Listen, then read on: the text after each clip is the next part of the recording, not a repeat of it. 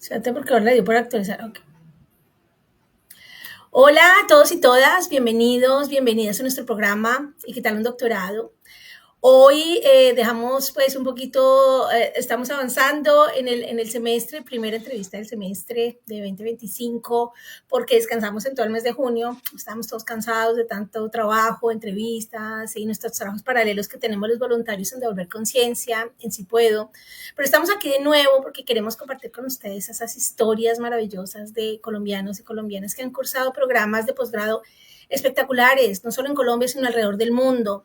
Y estamos hablando de esos programas no solo desde el punto de vista académico, que es súper importante entenderlos y por lo menos tener una primera aproximación antes de lanzarnos a estudiarlos, sino que queremos traerles a ustedes la experiencia viva de aquellos que han estado cursando esos programas, lo que ellos han experimentado al entrar a estudiarlos, al cambiar de país, a conocer nuevas culturas, cómo ha sido esa experiencia de vida, no solamente académica.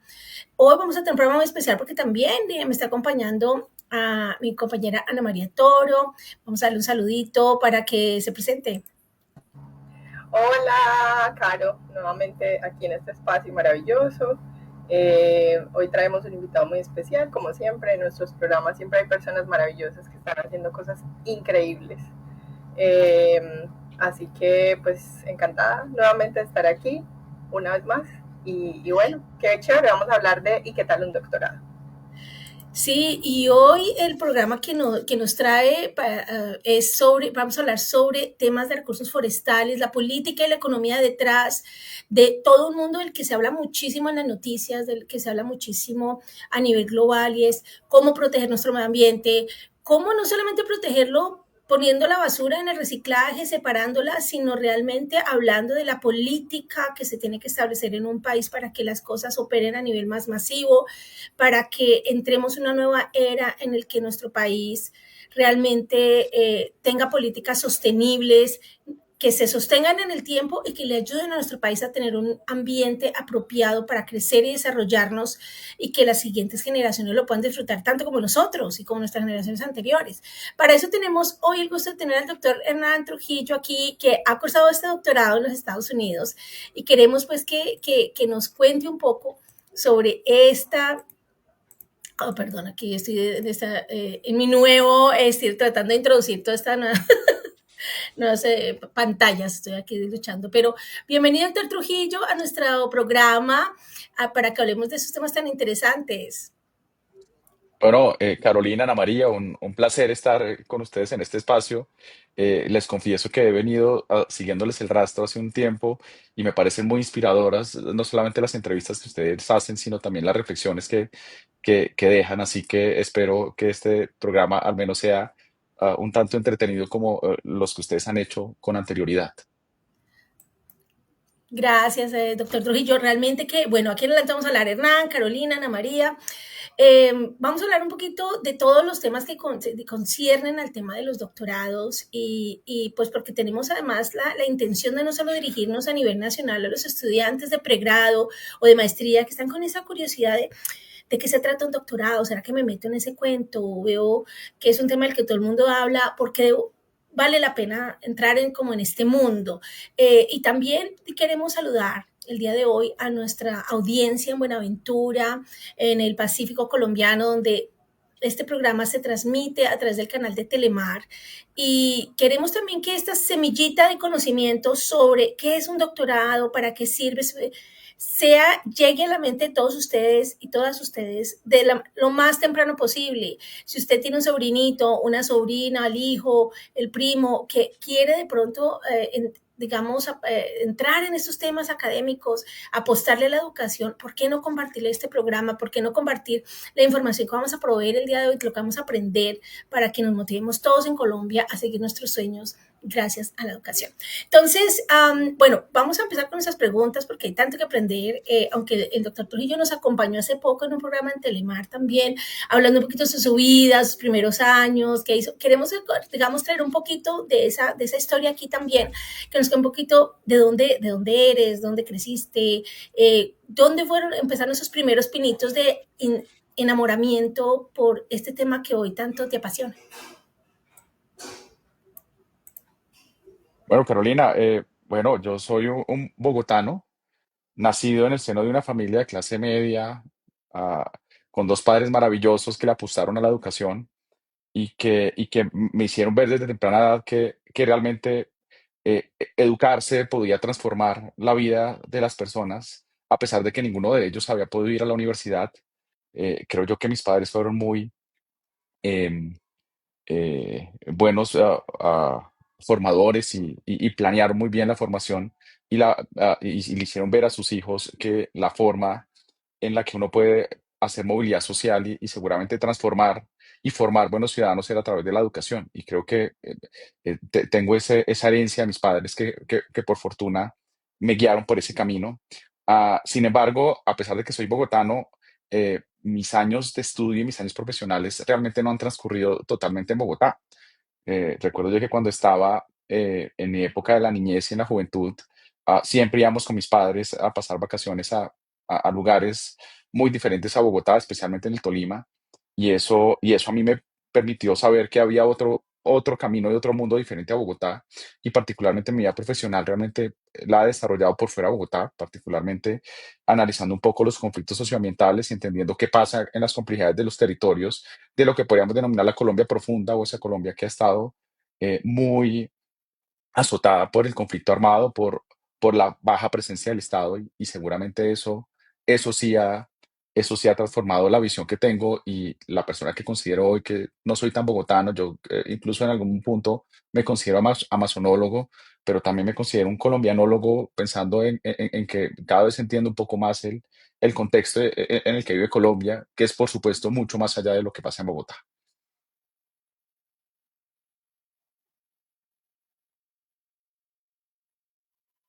Creo que estás Estás en mute, en mute. Yo me Carolina. quedé muda, me quedé muda. Estaba diciendo que qué emoción ser colombianóloga también, me quiero unir a esa filosofía tan maravillosa, porque la verdad a veces donde crecemos no, nos encerramos un poco, ¿no? Como que pensamos, bueno, yo soy bogotana, yo soy economista, o sea, y nos como que limitamos esas definiciones que tenemos de nuestros propios seres y realmente no nos damos cuenta que somos parte de un país grandísimo, de un planeta, de un continente. O sea, tenemos tantas posibilidades de definirnos y también de ver la mente, a ver mucho más allá del medio ambiente que nos rodea, cómo crecemos. Y esa, digamos, esa curiosidad, esa pasión por ver un poco más allá de ese pequeño mundo en el que crecemos y nos establecemos, es probablemente el primer paso que nos lleva a apasionarnos por una idea de hacer un doctorado, de estudiar un posgrado, de querer cambiar las políticas y querer hacer más allá de lo que existe, ¿cierto? Querer aportar y cambiar cosas.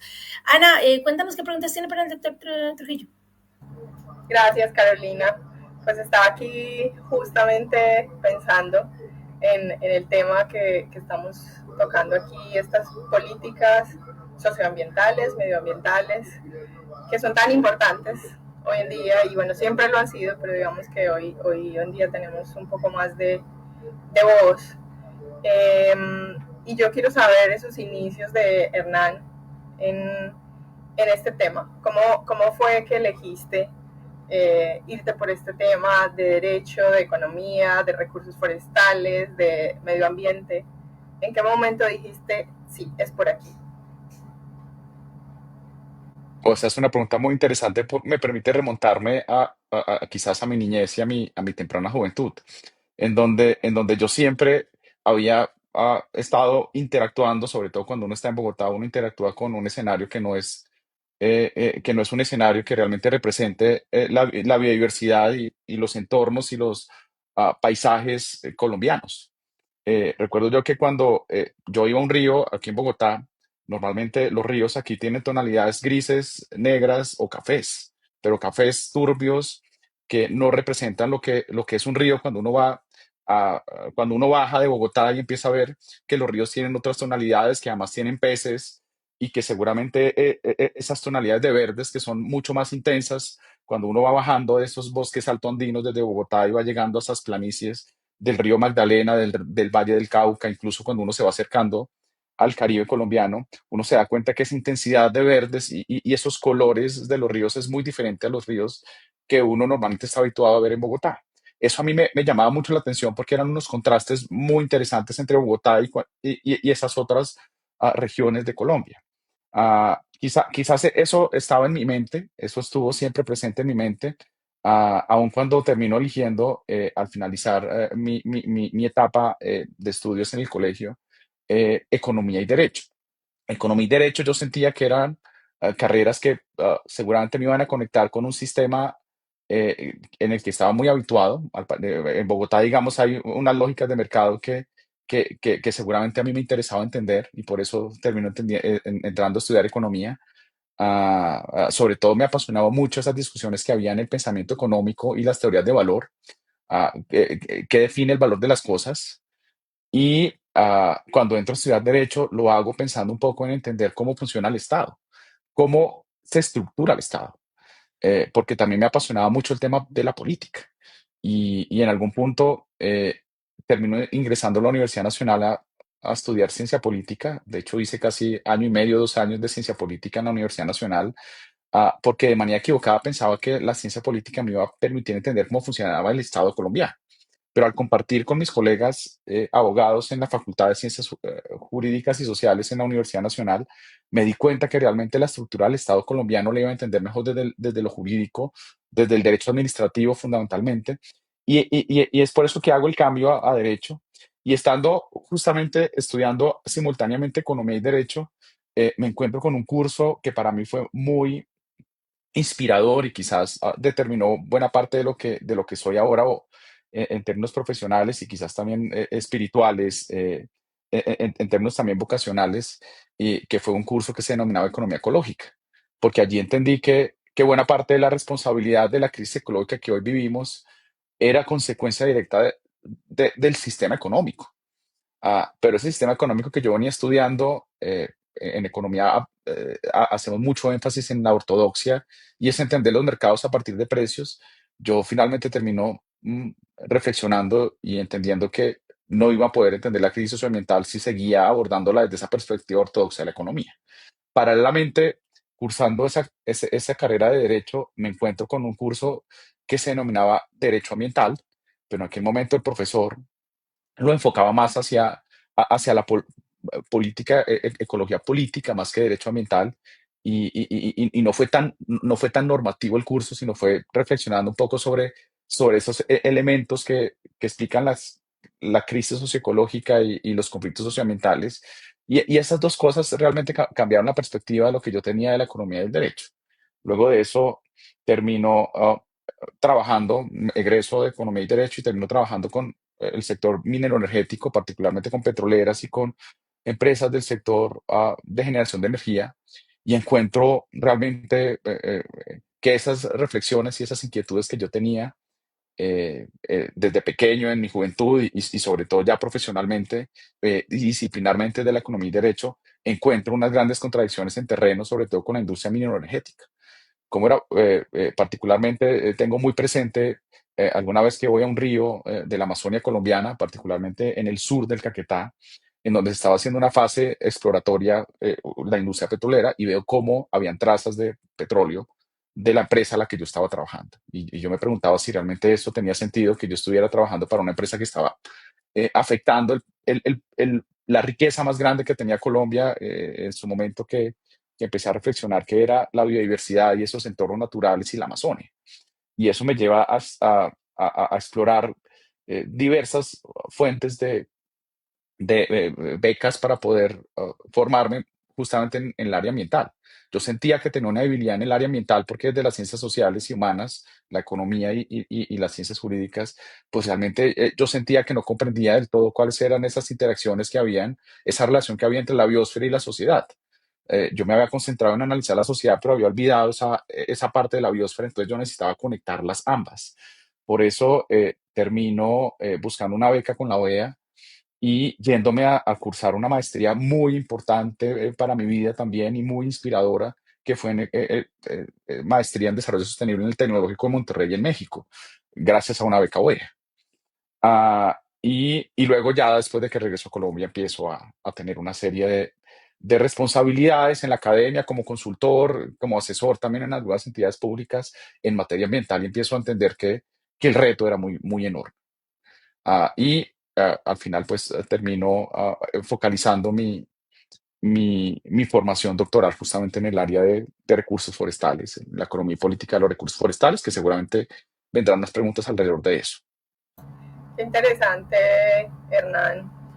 Y, y quisiera hacer dos reflexiones importantes de lo que estás contándonos aquí hoy.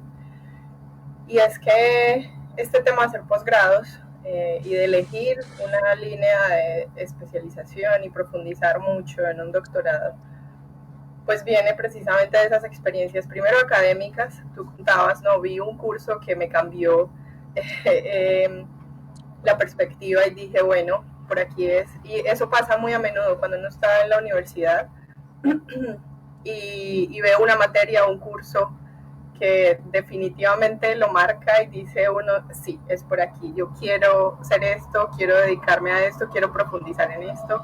Y eso es algo muy importante porque si hay personas dentro de nuestro público que estén en ese proceso apenas pensando qué quieren hacer, si quieren seguir uno estudiando un posgrado después de su licenciatura o su pregrado, pues también encuentro respuestas ahí, ¿no? En la universidad propia, en las materias, en los profesores, incluso hay gente que lo guía a uno dentro de la universidad para pensar un poco más allá, si es que eso es lo que uno quiere, a lo que uno quiere dedicarse, ¿no? O quiere seguir estudiando o avanzando en su profesión.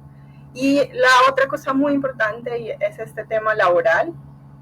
Estas experiencias laborales también marcan un papel importantísimo en la elección de un posgrado, en elegir estos caminos que definitivamente nos llevan a y a querer responder una pregunta, ¿cierto? O varias preguntas, que eso es a lo que se dedica uno en investigación, a responder, a plantear un problema o una pregunta de investigación más bien a partir de un problema y pues intentar dar respuestas.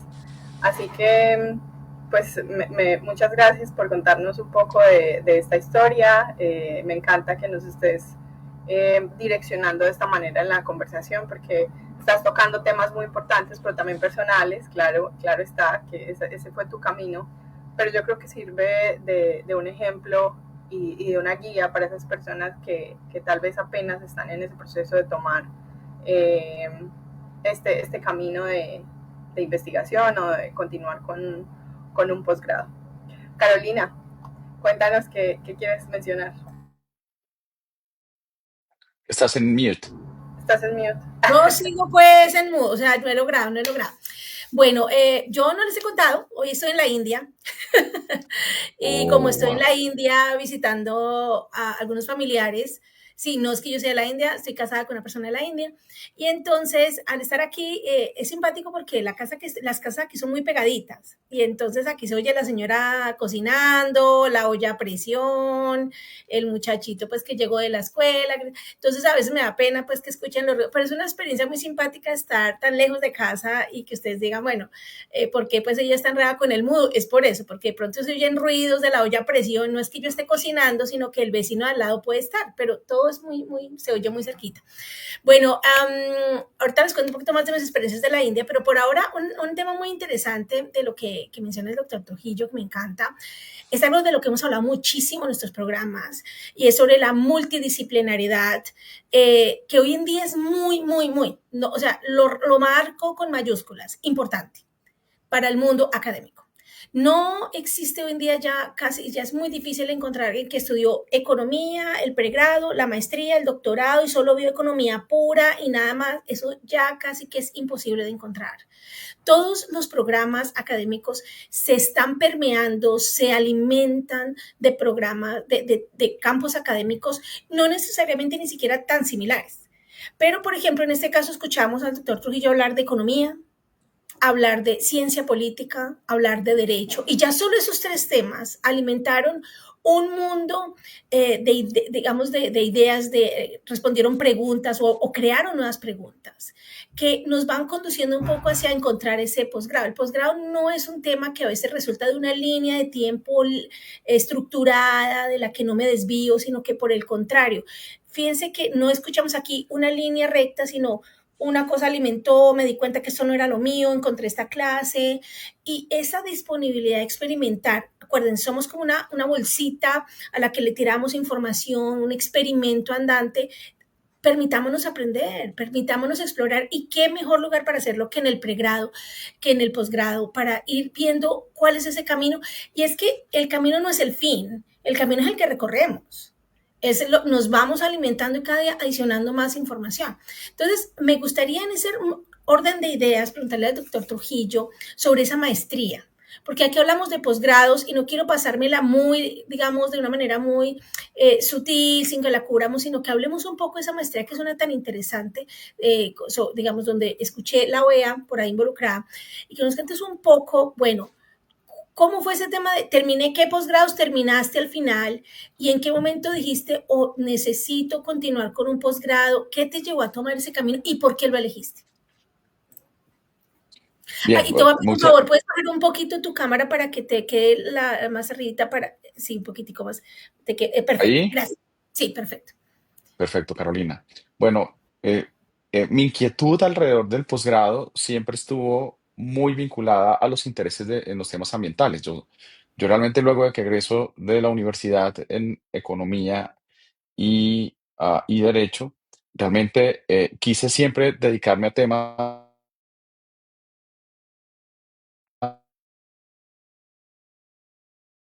muy vinculados a los temas y por eso organizaciones que tenían bastante influencia en algunas regiones del país, particularmente en el tema de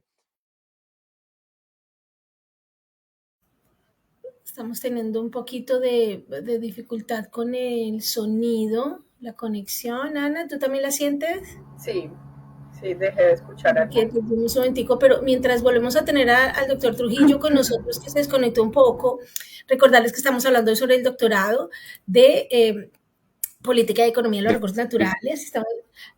Doctor Trujillo, lo perdimos un momento en la la conexión. generación de Queremos saber si ya lo tenemos energía. nuevamente bien con nosotros. Está un poquito entrecortado.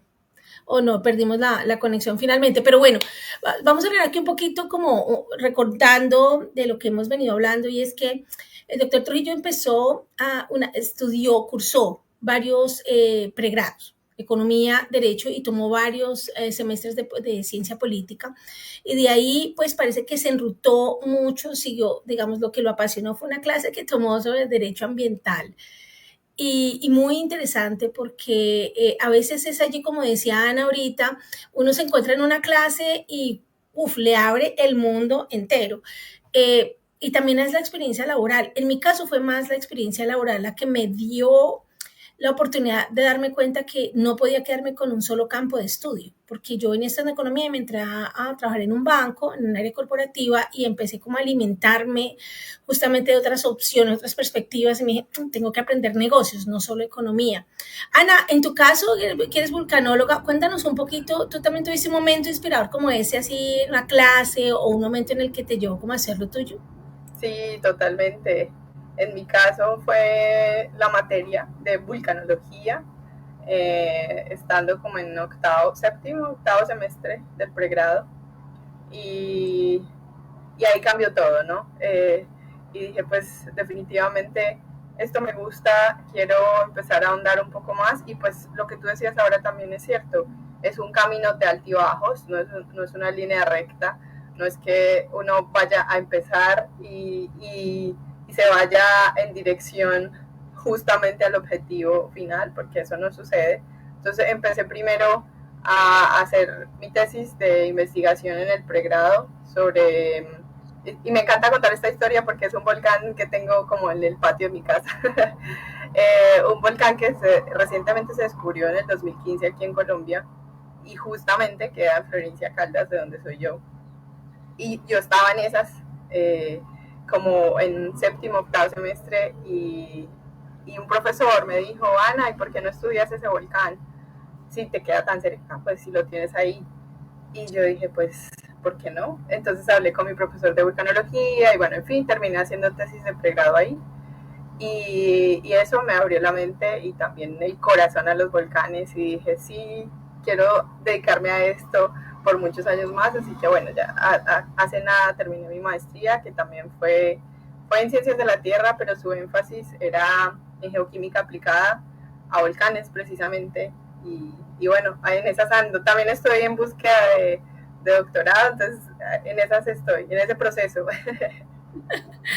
Ay, bueno, no, como perdimos un momentico la conexión con el doctor Trujillo, decidimos compartir nuestras experiencias de cuál fue nuestro momento en el que, como en el doctor Trujillo tuvo esa clase de derecho ambiental, nosotros cuando se nos como que cambió la estructura de decir, uy, necesito un posgrado, necesito dar ese paso, y estábamos hablando del tema. Doctor Trujillo, bienvenido de nuevo, que se nos cortó la comunicación, estábamos Muchas hablando gracias. de No, esa transición de los pregrados al posgrado de la maestría.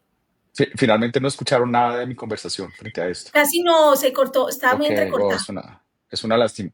No, yo les venía comentando que justamente en esa experiencia que tuve trabajando con el sector minero energético y la Ujú. lectura que uno tenía que hacer de las licencias ambientales, yo me di cuenta que mi formación como economista de abogado me permitía parcialmente entender un estudio de impacto ambiental, porque ese componente biótico, ese componente de flujos de materiales y energía que describe una licencia ambiental, pues realmente yo no la comprendía desde la formación que tenía como abogado y como economista. Y quizás eso fue lo que me permitió empezar a buscar un posgrado que me permitiera entender esa perspectiva. Cómo poder leer de manera integral un estudio de impacto ambiental. Y eso justamente fue lo que me llevó a esa búsqueda de un posgrado que no estuviera insertado ni en las áreas de economía ni en las áreas de derecho, más bien que estuviera conectado un poco con la ingeniería aplicada, que me permitiera entender esas relaciones de flujos de materiales y energía, cómo se miden, y parcialmente también entender ese componente desde la ecología, los factores bióticos y abióticos que son los que se describen en esas licencias ambientales. Y doy con un programa maravilloso que ofertaba el Tecnológico de Monterrey en México, con una beca que también me parecía muy interesante, que cubría todos los costos de eh, matrícula y hospedaje y alimentación, y me permitía acceder a la beca CONACYT, que es, en términos colombianos, como el MinCiencias, es la entidad que regula toda la política de ciencia, tecnología e innovación en México y que otorgaba becas a posgrados en ciertos posgrados que tenían cierto nivel de calidad, y me permitió acceder a esas dos becas de mantenimiento y a una beca completa de pago de matrícula, y me voy para México casi un par de años a estudiar esa maestría de desarrollo sostenible. En esa maestría realmente desarrollo justamente esa habilidad de hacer mediciones de flujos de materiales y energía a partir de fundamentalmente de análisis de ciclo de vida y entender un poco ese componente mucho más desde la ciencia, ya no desde lo económico y desde lo jurídico. Y eso me abrió no solamente el campo profesional, sino la perspectiva y el análisis de los conflictos y de las problemáticas ambientales. Wow, valiosísimo conocer ese tema de las maestrías. También tuvimos aquí en un momento dado una entrevistada que nos contó sobre justamente un doctorado maestría y doctorado que cursó gracias a este tipo de becas en México, incluso apoyadas por el gobierno alemán, que también los invitamos a conocer nuestro canal, del que lo haremos más adelante. Pero esta beca en México suena maravillosa porque realmente cubre todo, parece que pudiste dedicarte 100% a estudiar, 100% a entrar en estos temas. Y antes de la palabra, Ana, para, digamos, ahondar un poquito en este tema de esta maestría, ¿qué sientes que esta maestría te entregó que no habías aprendido en tus pregrados? Porque suena que tus pregrados te generan toda esta conexión. Eh, ¿Cómo sientes que diferencia para aquellos que, digamos, están dudando? Ay, ¿será que meto una maestría? ¿Pero será que paro esos 2 años? ¿Será que no? ¿Qué valor agregado le entrega una maestría como la tuya a una persona que quiere cursarla? Yo creo que esa pregunta podría responderla en tres partes. La primera, me entregó herramientas metodológicas para hacer análisis de flujos de materiales y energías, como lo comentaba. Vamos a entender cómo se miden los flujos de materiales y energía y cómo esto explica la crisis ambiental. Eso fue fundamental para mí, porque desde las ciencias humanas y las ciencias sociales, esta no es la perspectiva. De hecho, las ciencias sociales y particularmente la economía está muy compartamentada y solamente estudia mercados a partir de precios, pero olvida que los mercados y sobre todo las sociedades de mercado funcionan en sistemas que son abiertos y que además están interactuando continuamente con la biosfera. Esto no se entiende de la economía. Y cuando uno hace las mediciones del mercado, no solamente a partir de precios, sino a partir de lo que realmente sucede, que son flujos de materia y energía, uno entiende que allí hace una conexión. Yo hice una conexión muy profunda. Yo entendí que los mercados, más allá de analizar precios, que es como lo hacen los economistas, realmente lo que pasa en la realidad es que hay flujos de materiales y energía siempre que hay producción económica. Y entender esas herramientas que me permitían medir esos flujos de materiales y energía en el mercado fue fundamental. Lo segundo que me permitió la maestría fue abrir el campo cultural. Yo creo que cuando uno cursa una maestría, uno también tendría que pensar cómo se vuelve un mejor ciudadano del mundo. Y volverse un ciudadano del mundo supone dos cosas. La primera, entender que hay personas que no son iguales a uno y que culturalmente tienen costumbres muy diferentes en la comida, en las formas de ver el mundo, en su perspectiva de vida, en las metas que se fijan.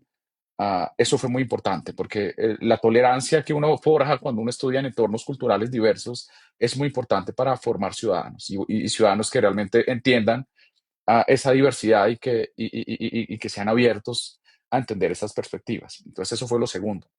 Y lo tercero, que creo que es muy importante, es lograr esa independencia de pensamiento. Y es que cuando uno empieza a formarse y tener el tiempo para estudiar, que yo creo que esto es muy valioso, sobre todo ahora que el tiempo es uno de los activos más importantes, quizás es el activo más escaso que tenemos. Y normalmente cuando uno cursa un programa de posgrado, uno lo termina haciendo más o menos en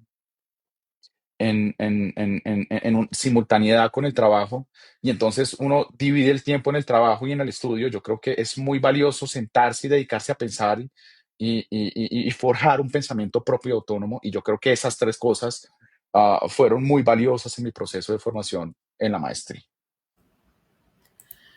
Fantástico escuchar esas palabras porque no solamente son inspiradoras, sino que qué claridad mental la que tienes para explicárnoslas. Te lo agradezco muchísimo porque realmente esos tres elementos que has mencionado nos invitan a entender no solamente de qué se trató tu maestría, sino la experiencia en sí, ¿no? Es una adición de elementos, es el paso siguiente, pero no es el paso final, aparentemente, necesariamente. Entonces, bueno, quiero dar la palabra a Ana, que me imagino que tiene preguntas para que continuemos en la conversación y nos vayamos aproximando a estos temas del doctorado. Sí, gracias Carolina. Antes de hacer un aporte a esto que estamos conversando, me parece valioso ya que pusiste aquí el enlace de CONACYT. Si hay alguien interesado o interesada en visitar el portal de CONACYT y en buscar becas en México, Hernán lo mencionaba muy bien, es como el Ministerio de Ciencia, de Educación, de Ciencia, perdón, en México, y es quien otorga becas. Y hay muy buenas oportunidades tanto para maestría como para doctorado, así que invitadísimos, y gracias Carolina por poner el enlace aquí. Si hay alguien interesado, ya saben, visítenlo, y también estén pendientes de las universidades a las que quieren aplicar, porque por ahí también empieza la cosa, ¿no? Como ver a qué programa quieren aplicar y dónde y en qué universidad y todo eso relacionado con becas. Y bueno, me encanta, Hernán, muchas gracias por resumirnos esto que aporta un posgrado, lo que aportó este posgrado, esa maestría para ti.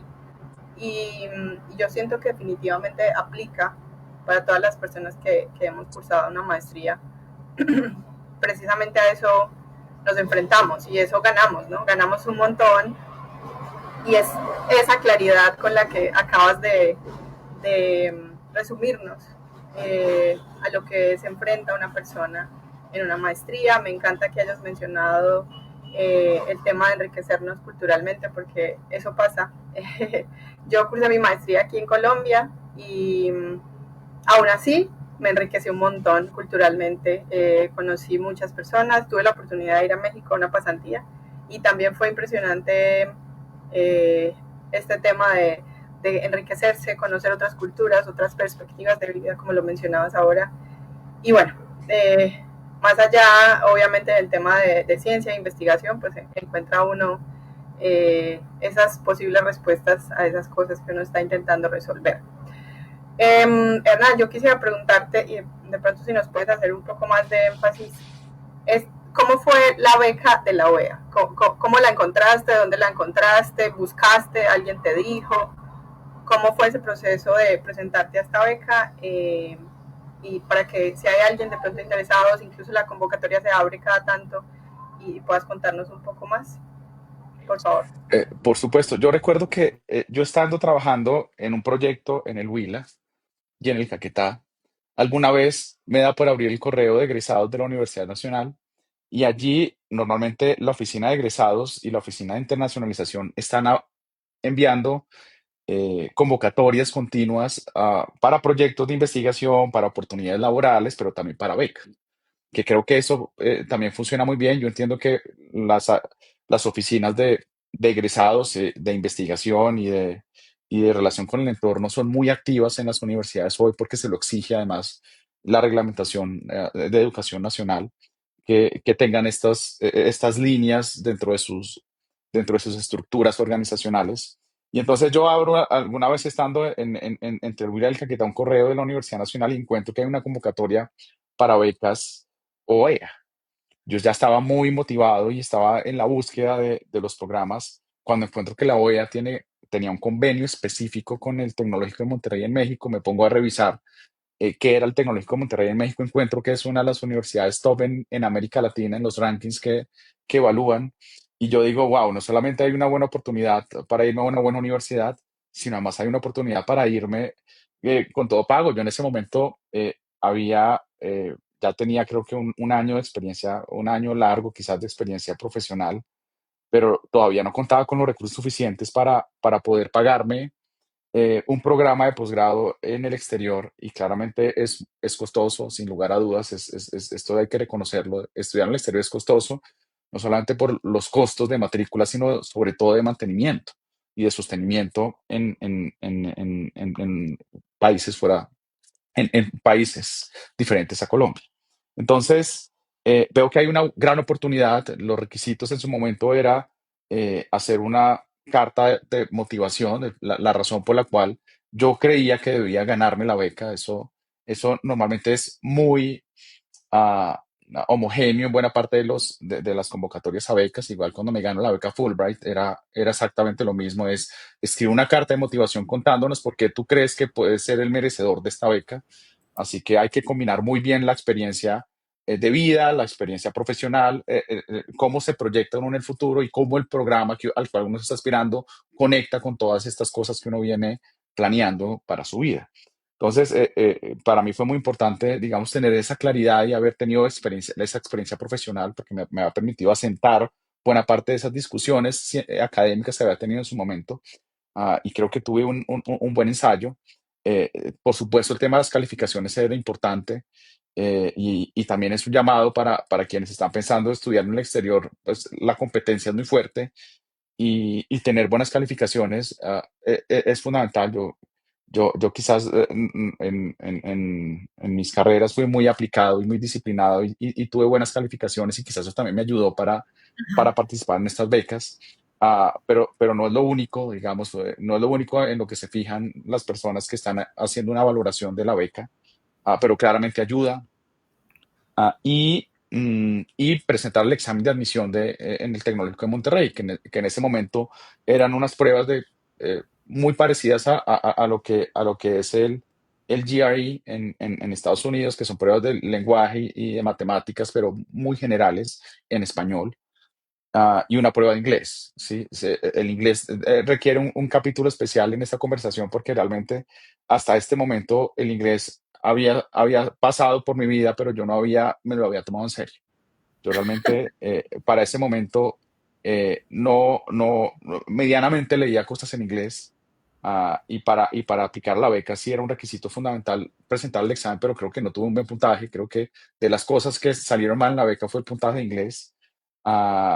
pero esas tres cosas, quitando un poco el paréntesis del inglés, que seguramente ahorita voy a comentar un poco más, sobre todo para hablar de la beca doctoral en Estados Unidos. Pero esas fueron las cosas que había que presentar. Yo aplico y al final del día había una entrevista, pequeña entrevista, seguramente con la lista corta de los que estábamos postulándonos para la beca y pues terminó ganándome la beca completa.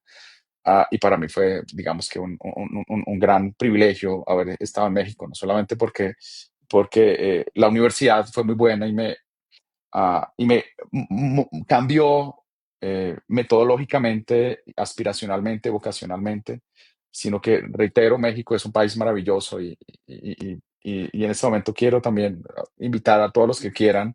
México es un país con las puertas abiertas para los colombianos en materia de posgrados, fundamentalmente, así que fue una buena experiencia. Gracias, Hernán, por contarnos un poco de esta historia y qué bueno que mencionas la manera a la que llegaste a la beca. Hay muchas personas que incluso nunca revisan su bandeja de entrada o si llega a correo de la universidad en la que estudió, ni siquiera lo mira. Pero resulta en mi universidad también funciona muy bien este tema de internacionalización y de vicerrectoría de investigaciones y posgrados y demás, que a mí también cada rato me envían información sobre becas y demás, así que invitados todas las personas que nos ven a que revisen sus bandejas de entrada de las universidades a las que estudiaron su posgrado, su pregrado, perdón, porque seguramente por ahí pueden encontrar oportunidades así como la encontró Hernán. Pero además invitados pues a estar en constante, si ese es como su camino, si creen que por ahí es que quieren seguir su formación, estén en constante búsqueda todo el tiempo. Aquí hacemos mucho énfasis en que, bueno, de hecho hemos contado muchas veces que hay muy buenas oportunidades para estudiar en otros países y México es uno de ellos. Hernán lo menciona muy bien y muy claro, y es que son muy acogedores, hay muy buenas oportunidades para los colombianos allá, se siente cálido estar allá, es amable, de alguna manera está uno relativamente cerca de la casa, así que bueno, invitados para que puedan entrar a sus portales, las universidades que estén interesadas y buscar estas opciones si es que ese es el camino que quieren elegir. Carolina. Bueno, yo también los quiero invitar a nosotros a nuestra página de Si Puedo. Tenemos un montón de links, información, recomendaciones para aplicar a becas, que hay que tener en cuenta, cómo prepararse.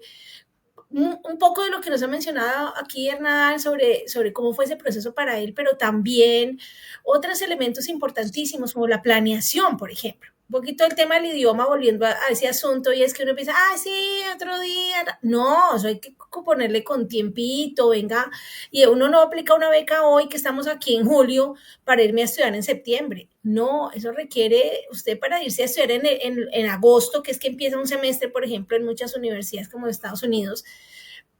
Ahorita empiezo a trabajar para irme el año entrante, si acaso, ¿cierto? Entonces hay que ir muchos de esos temas los hablamos en nuestra página, los invitamos mucho a que entren. Es una página que tenemos gratuita, todo lo que hacemos aquí es con recursos limitados, voluntarios, así que bueno, busquen, no es tan fácil a veces encontrarnos porque no, pues no pagamos para salir en Google, pero búsquenos que hay mucha información, o también los invitamos a que nos sigan en LinkedIn, en Si Puedo, ahí estamos compartiendo becas todo el tiempo, sobre posgrados, sobre postdoctorados, todo lo que nos enteremos que nos sirva, que les sirva a Colombia para que todos y todas podamos cumplir nuestros sueños gracias a la educación. Estamos pasándolos por allí. No olviden seguirnos. Ahora les voy a pasar más redes sociales donde nos pueden encontrar para todo lo que hacemos en Devolver Conciencia también. Pero bueno, volviendo a nuestra historia aquí tan interesante, esa maestría es una valiosísima, espectacular, ver otra cultura, irse del todo, desconectarse, que es algo fascinante que yo también hice, y es que 2 años no trabajé, me puse a estudiar y me apasiona, mejor dicho, sentada abajo de un libro, leyendo, estando en la biblioteca, esos son lugares que más pues me gustan y los mejores recuerdos que tengo de esa decisión que tomé de irme a estudiar. pero en algún momento dado parece que eso no fue suficiente. Todo uno dice, uy, pero no así, doctor Trujillo, ¿cómo así? Usted tan estudiado, ya todas esas carreras, toda esa maestría, ¿para qué más? ¿Por qué no fue suficiente con eso? ¿Y qué entonces de allí, de haber terminado esa maestría que parece que fue tan valiosa, cómo fue que llegamos al tema del doctorado? Bueno, una vez ya regreso a Colombia, luego de culminar mi maestría en desarrollo sostenible, yo empiezo a trabajar en múltiples roles. Uno de esos roles que yo siempre había soñado desde que estaba en la universidad como estudiante de pregrado había sido el de ser profesor universitario y creo que cumplo ese sueño rápidamente porque me vinculo a algunas universidades aquí en Colombia. Luego empiezo a entender que podía contribuir un poco más aportando buena parte de lo que yo, de mi formación transformando realidades desde la empresa como consultor o con comunidades también como voluntario y aportando mi conocimiento en algunas luchas socioambientales a lo largo de Colombia. Y la maestría me dejó dos cosas, no solamente, digamos, esas nuevas metodologías y ese nuevo aprendizaje y nuevas habilidades para poder resolver problemas interdisciplinares, sino además me permitió entender dos cosas. La primera es que en la medida en que uno se va especializando en el conocimiento cada vez se va haciendo menos en español y más en inglés. Quizás cuando uno hace una reflexión sobre cuál es la necesidad del idioma extranjero en la academia, en el pregrado buena parte de los textos académicos ya todos están en español. Digamos que yo en mis reflexiones que hago, el inglés lo necesité muy poco realmente cuando cursé mis estudios de pregrado. Pero en la medida en que uno va entendiendo y se va especializando en el conocimiento, cada vez es menos el conocimiento que hay en español y la necesidad de entender y aprender otro idioma crece y se vuelve casi que indispensable y fundamental. Y en ese tránsito entre terminar la maestría y reinsertarme nuevamente como académico y como consultor, como asesor en lo público y con comunidades, etcétera, empiezo a entender que si yo quería seguir creciendo y quería seguir aportando, tenía que tomarme mucho más en serio el inglés. Y que además, dada mi vocación de entender problemas desde lo científico y poder resolverlo metodológicamente, pues yo necesitaba mucho más esfuerzos y mucho más tiempo para poder dedicarle justamente a eso. Y yo sentía que el doctorado realmente podía ayudarme a fortalecer esas habilidades de pensar un problema complejo, de desarrollar un método para poder analizarlo y resolver ese problema que yo me planteaba y poder aportar en algo. Yo sentía que el doctorado era el siguiente paso, pero yo sentía también que para hacer el doctorado yo ya necesitaba un nivel de inglés diferente porque cada vez que me aproximaba a conocimiento más puntual, más especializado, cada vez necesitaba más en inglés. Sí, y yo empecé a tomar un poco más en serio el inglés, a hacer lecturas en inglés, empecé a mejorar sustancialmente al menos la lectura en inglés, pero yo sentía una habilidad muy fuerte, sobre todo en el listening y en el speaking. Yo realmente no me sentía capaz de ver una película en inglés. No me sentía capaz de entender una conversación en inglés completamente, sobre todo cuando escuchaba nativos, y mucho menos entablar una conversación. Yo sentía que había una habilidad muy fuerte allí. En esa transición entre terminar la maestría y pensar en el doctorado, también, y acercándome un poco más al mundo académico y al mundo de la consultoría de alto nivel, empiezo a encontrarme cosas como los becarios Fulbright, ¿cierto? Empiezo a entender que buena parte de las personas con las que interactuaba, que yo admiraba, y ah, ah, las becas mucho más prestigiosas en el mundo, pues yo empiezo a ver como Fulbright como un referente. Pero para mí era inalcanzable porque cuando yo me entraba a ver los requisitos tenía que tener un nivel de inglés, el TOEFL era realmente alto y cuando yo empecé a presentar el TOEFL realmente mis puntajes eran muy bajos, justamente por mis debilidades en el listening, en el speaking. Y también empiezo a entender que los exámenes que pedían para presentarse, particularmente el GRE, pues si no era capaz de entender eh, un audio, pues mucho menos era capaz de resolver problemas matemáticos en inglés. Entonces yo empecé a sentir que había una brecha y para mí Fulbright se había convertido en algo inalcanzable. Y cada persona que yo veía que había ganado la beca Fulbright y había estudiado en Estados Unidos con esa beca, pues para mí se había convertido en un referente. Y en algún punto de mi vida digo, pero si esta persona lo logró hacer, ¿por qué yo no? que seguramente como la mayoría de, de nuestra audiencia, pues no nos formamos en un colegio bilingüe y eso dificulta un poco el aprendizaje en inglés y en la medida en que uno se va volviendo más adulto, las conexiones neuronales van haciendo cada vez más difícil que es el aprendizaje de otro idioma. De Entonces acuerdo. me tomo más en serio el tema del inglés, empiezo a pagar profesores personalizados, empiezo a tomar cursos, empiezo a prepararme para presentar los exámenes y postularme a la beca Fulbright. Y casi que al cuarto año, desde que me propuse y me dije, si otro lo hizo, porque yo no lo puedo hacer, logro cumplir el requisito del idioma, con el puntaje mínimo que exigían. Casi que el TOEFL era como, porque además hay varios exámenes, el ITP, que es el que normalmente uno presenta para la beca Fulbright aquí en Colombia, no lo reciben en Estados Unidos porque allí es el IBT, pero ese ITP me permitía con creo que pedían como, no recuerdo, pero eran como 550 puntos y yo saqué como 557 o algo así.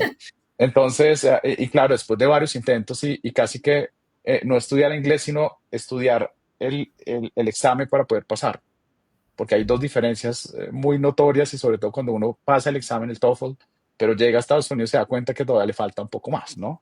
Que no era suficiente pasar el examen. Entonces, me llevo esa sorpresa de casi 4 años preparándome para presentar el TOEFL, para presentar el GRE, para postularme y tener un perfil, digamos, que fuera atractivo, porque Fulbright busca personas que puedan transformar realidades, que tengan ciertos roles de liderazgo. Entonces trato de ir acomodando también mi hoja de vida, de ir insertándome en algunas organizaciones, voluntariamente ir liderando algunos procesos socioambientales a lo largo de Colombia, etcétera. Casi que empiezo a planear mi vida para ganarme la beca Fulbright y al cuarto año termino cumpliendo los requisitos y me presento, ¿no? Ay, no. Pero si quieren, Perdóname interrumpirte ahí, Hernán, pero es que de verdad, pues, o sea, no se me sale la lágrima porque, pues, digamos, estoy aquí, pues, la más conmocionada porque te escucho y me escucho. Te escucho y me escucho, pero además es tan lindo esto que estamos aquí en Sí Puedo, de Volver Conciencia. Detrás de cámaras estamos también varios ex Fulbrighters, ex becarios, que nos fuimos con esa convicción y cuando escuchamos las historias entre nosotros, parecidísima, lo que tú dices, uno no, que la va a lograr, o sea, imposible, yo nunca fui a un colegio bilingüe, 4 años para lograrlo. Hoy en día eso suena como un milenio, porque como todo es rápido, como toda la información es accesible, con inteligencia artificial hacemos un clic y todo ya sale en segundos. Decir que me voy a dedicar 4 años a algo me parece absolutamente admirable y también valiosísimo para contárselo a las generaciones actuales que quieren ir a estudiar esos programas y decirles, por ejemplo, la beca Fulbright no tiene límite de edad para aplicar. Y sin embargo, nos decimos, no, yo voy a poder, es imposible. Y verte a ti con esa motivación es que si este lo logró, yo también puedo. Y me tropecé porque al parecer no te la ganaste pues el primer día. Al parecer el puntaje no salió 100% día uno, sino que tuviste que permanecer ahí y decir como que esa fortaleza, esa persistencia, esa disciplina, me parece valiosísima compartirla y decirte pues que te respeto y admiro porque no desfalleciste y ahí está y lo lograste y maravilloso. ¿Hubo momentos en los que pensaste que no lo lograbas? ¿Cómo lograste superar esos momentos de pronto difíciles?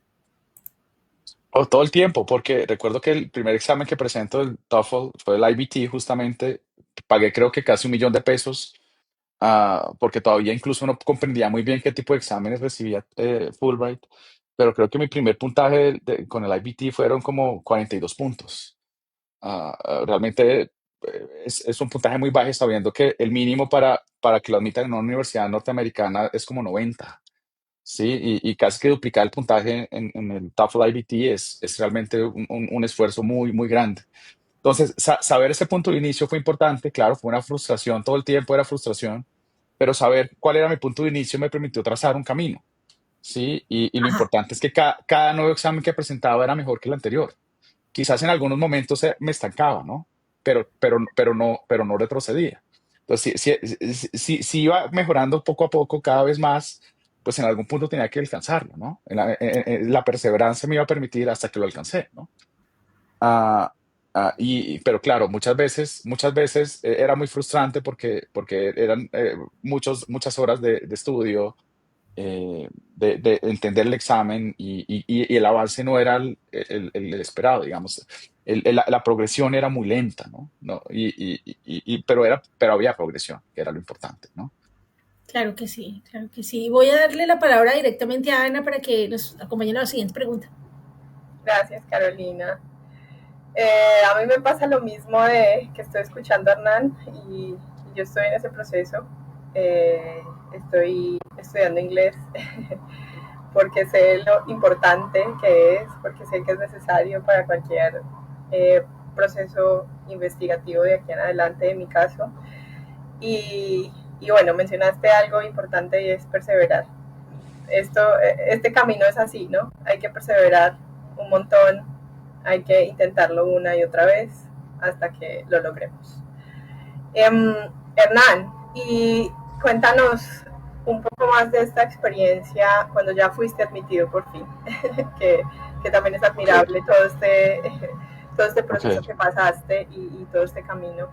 Cuéntanos, entraste y bueno, me imagino que ibas con un montón de expectativas, con un montón de sueños, ideas en tu cabeza.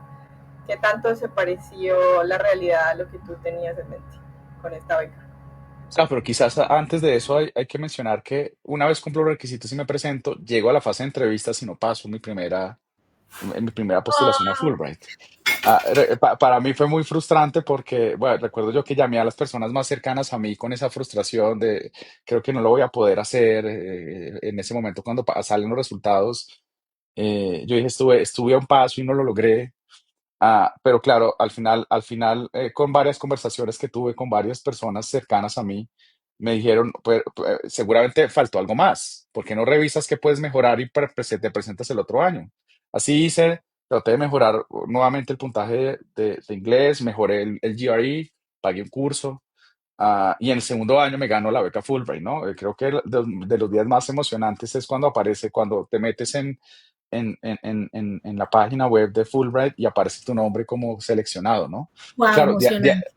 es muy emocionante. Creo que de las cosas más emocionantes en mi vida han sido dos. El día que abro el periódico El Tiempo y veo que me aceptaron en la Universidad Nacional y el día que abro a- la, la página web y aparezca mi nombre como seleccionado en beca Fulbright.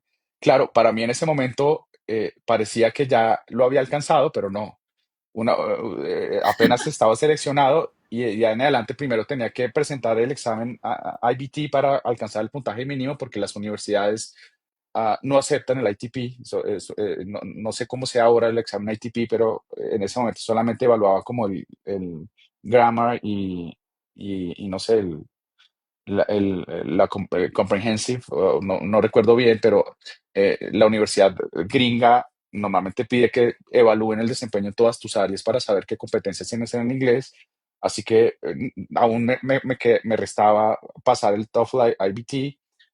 Creo que mis puntajes no fueron muy buenos al inicio, así que Fulbright, y hago un paréntesis, le debo muchísimo a Fulbright porque gracias a ellos logré mejorar mi nivel de inglés. Ellos me pagaron un curso de nivelación, no les llaman preacadémicos. Estuve en University of Missouri casi 8 meses mejorando mi nivel de inglés para poder presentar el IBT.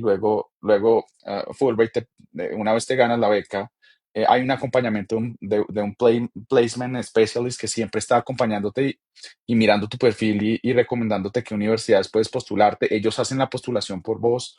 Así que, la beca realmente es muy, muy completa en todo sentido y la comunidad, etcétera, también te acompaña en ese proceso.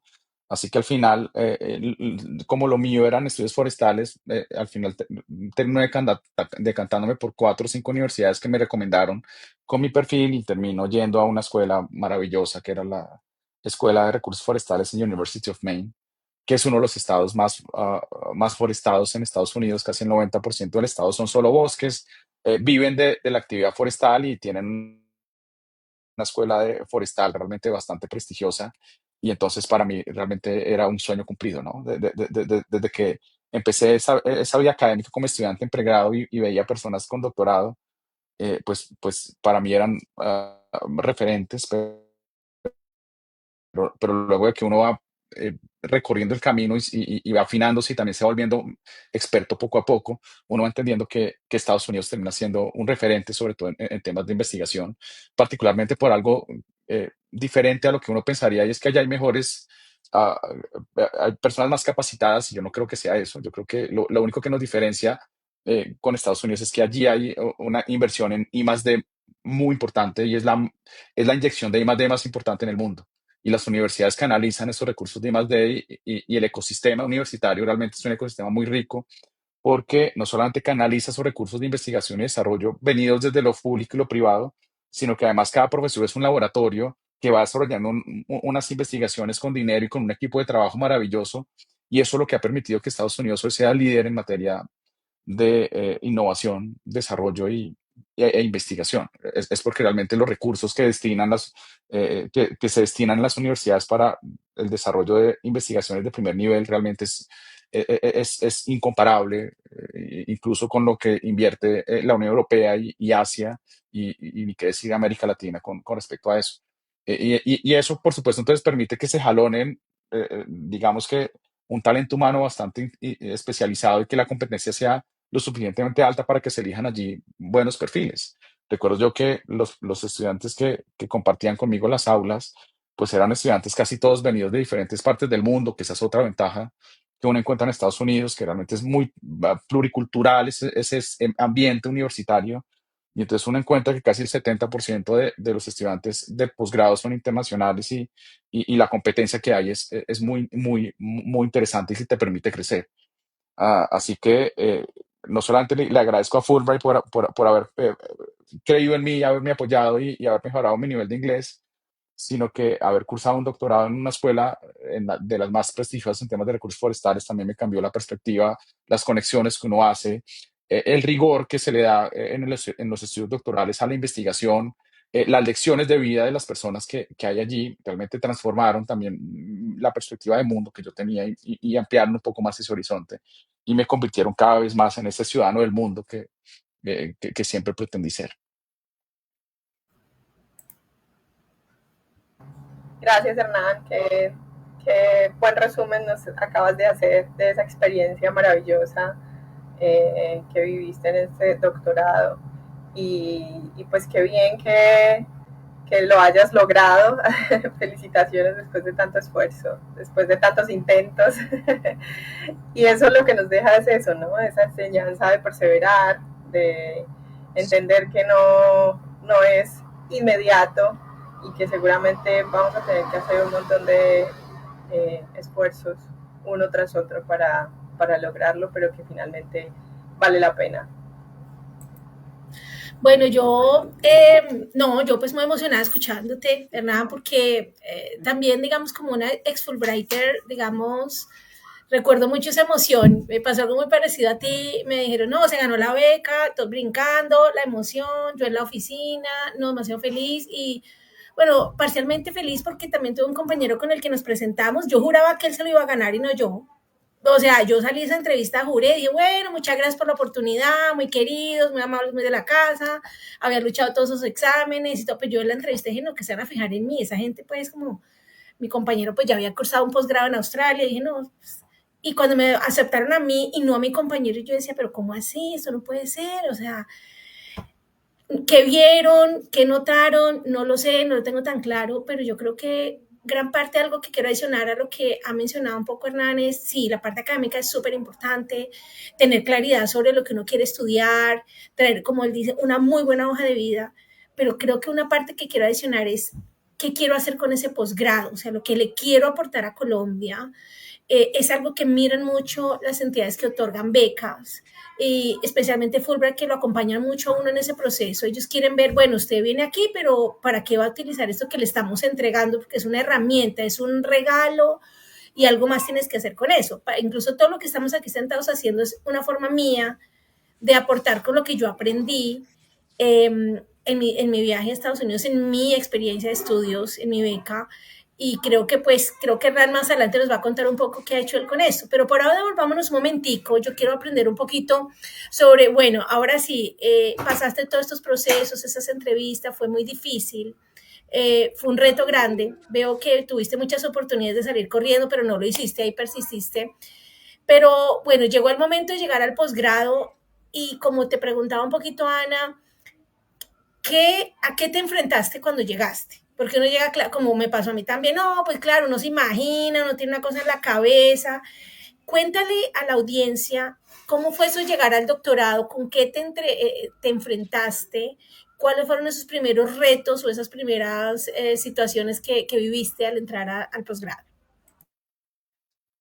Uno llega con muchos miedos, sobre todo porque, claro, el imaginario de estudiar en los Estados Unidos con la beca Fulbright, pues te da un reto adicional y es que necesitas destacarte, o al menos la idea mía era destacarme, desarrollar un proyecto de investigación que realmente fuera relevante, que estuviera a la altura. Y uno de mis miedos era realmente llegar a la clase y no estar a la altura de la gente que estaba ahí. Yo creo que para tranquilidad de todos los que están escuchando este programa, creo que Colombia tiene muy buenos pregrados. O sea, si algo que es en lo que se destacan los estudiantes colombianos en los Estados Unidos, en las mejores universidades del mundo, es que en términos de calidad educativa, los pregrados en Colombia realmente son muy significativos y son muy buenos. Y se da uno Sí, cuenta cuando uno tiene interacciones con personas de Estados Unidos, pero con personas venidas de Asia, de África, de Europa, realmente de Oceania. Uno se da cuenta que realmente la calidad en el pregrado en Colombia está a la altura de las grandes universidades. Y es algo que hay que resaltar. Colombia tiene un muy buen nivel educativo en pregrado. ¿Dónde empiezan las brechas? Las brechas empiezan en los posgrados porque para hacer investigación de alta calidad y especializada se necesita presupuesto, y ahí es donde empezamos a encontrar los vacíos y esas brechas que se abren con las universidades, con otro tipo de universidades. Pero en el pregrado tenemos unos muy buenos programas de pregrado en Colombia, y el nivel educativo de los colombianos que vamos a Estados Unidos realmente es equiparable a a los mejores estudiantes en Estados Unidos. Digamos, eso es lo primero. El primer mito que me quito es: no voy a estar a la altura de la gente que está allí, ¿no? ¿Sí? Lo segundo fue nivelarme en el inglés. Ese fue otro reto, ¿sí? ¿Verdad? Pero quizás una de las cosas de las que aprendí y siempre podré recomendar en mi experiencia es: no le tengan miedo de hablar y enfrentarse a pesar de que se equivoquen. En esos entornos, digamos, multiculturales, la gente es muy tolerante y es capaz de entender que el inglés no es tu primera lengua y que además estás haciendo un esfuerzo adicional, no solamente para hacer un doctorado que ya supone un esfuerzo y un nivel de concentración y de aplicación y de disciplina muy alta, sino además lo estás haciendo en otro idioma. Yo creo que esa confianza que me dieron, mi laboratorio, el entorno en el que estaba, no importa si te equivocas, exprésalo. Eso fue lo que me permitió a mí, digamos, nivelarme también en el idioma. Sí. Pero claro, mis primeros miedos fueron alrededor de si voy a estar capaz disciplinarmente y si voy a estar capaz en mis capacidades de transmitir ideas en una segunda lengua. Y esa tranquilidad me la dio el entorno en el que estaba. Creo que tuve un entorno que favoreció eso. Lo segundo es que realmente me encuentro con unos niveles de rigurosidad que ni siquiera sospechaba yo aún cuando ya había estado en la academia. Digamos que en el laboratorio que yo estuve, liderado por una persona maravillosa que se llama Jessica Lehy, que fue casi que mi mamá, mi ángel en Estados Unidos. Las lecciones de vida, desde escribir un correo hasta hacer el seguimiento de la agenda y, por supuesto, escribir en un lenguaje especializado y poder tener un buen análisis de datos, un buen diseño de encuesta, de muestra, hacer un buen análisis, construir un artículo científico. Sí, el rigor con el que se toman la ciencia en las universidades norteamericanas creo que es evidente, y es una de las cosas que me retó y que todo el tiempo también me cuestiona para mejorar también la forma en la que me relaciono todos los días, porque fue una lección de vida, ¿no?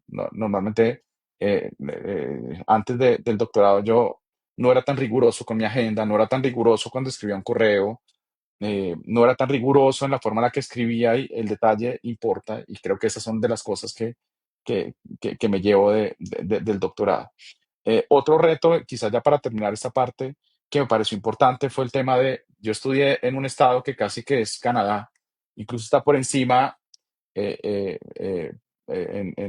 pensando paralelamente de Montreal, de Ottawa, que son ciudades canadienses, y el frío realmente fue algo que fue muy retador para mí. Son casi 8 meses de temperaturas que están por debajo de 0 grados Celsius y una Wow. persona que está bastante habituada a temperaturas por encima de 25 grados, que era mi caso. Pues realmente fue muy retador esa parte del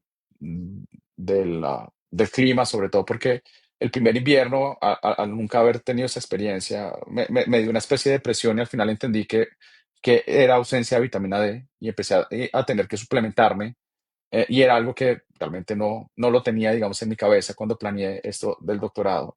Enfrentarse a ciclos muy cortos de día, porque amanecía a las 7, a las 3 pasadas ya estaba anocheciendo, y el frío y no tener tanta interacción en esos momentos fue también muy retador, ¿no? Wow, sí, ese tema, pues es un tema muy valioso el que comentas porque recordemos pues que el doctorado, lo que hemos hablado en varios programas en esta serie, no es solamente me voy a aprender, pues me siento en el salón de clase, tomé la clase, hice los exámenes, completé todo. No, es una experiencia vivencial muy compleja, especialmente cuando nos vamos a vivir al exterior. Lo que tú hablas de vivir en un mundo en estaciones, de días cortos. Ustedes, digamos, uno toma el hecho de que anochece a las 6:30 de la tarde por sentado. Uno, sí, claro, eso no. Cuando uno no se da cuenta que un día corto, en que se hace noche temprano, cómo se mantiene uno despierto, cómo se mantiene activo, contento, cuando no hay sol, cuando, o sea, cierto. Y en esos espacios también universitarios, especialmente en un doctorado, tiende a ser un proceso un poquito solitario, porque es un proceso, algo que queremos aprender. Ahorita con Ana seguramente será la pregunta siguiente un poco sobre, digamos, ya cómo es la logística de estar estudiando este tipo de programas. No es lo mismo estar en el pregrado que en el doctorado. Entonces, que a veces uno no se prepara lo suficiente y por eso es la razón de este programa, para que conozcan ustedes de fondo a qué retos se van a enfrentar, qué tipo de tips pueden tener listos, preparados para decir, bueno, me voy a enfrentar a esto, me voy a ir preparando un poco y no llegar con la sorpresa, el choque y que en algunas ocasiones pasa también, hay algunas personas que dicen, no puedo más, me devuelvo, no lo logro. Y es que esa persistencia que Hernán nos contaba para aplicar, resulta que se vuelve doble importante cuando estamos allá metidos en el doctorado.